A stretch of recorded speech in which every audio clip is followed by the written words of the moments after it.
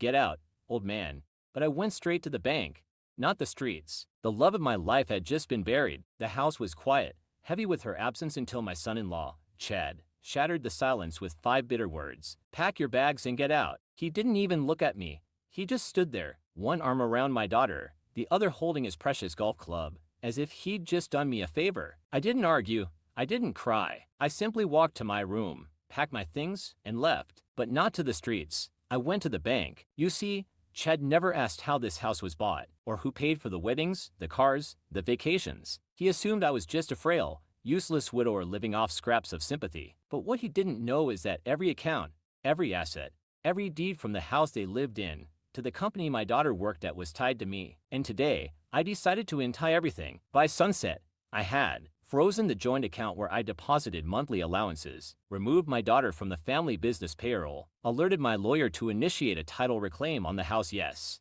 it was still under my name, left a formal eviction notice for Chad, tucked politely into their mailbox. By morning, they were locked out of their own house. Chad showed up at the bank later that day, red-faced and yelling, "You can't do this. We live there. That's our home." I looked him dead in the eye and said, "You told me to get out."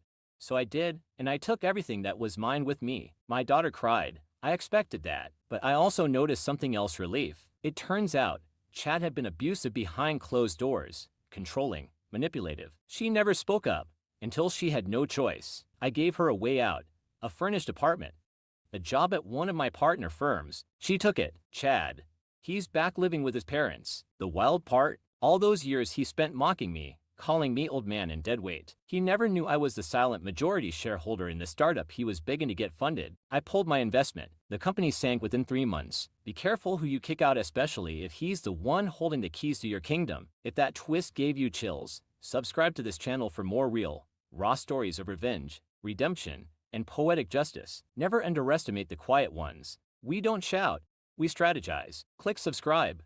And remember, revenge is best served with a signed bank statement.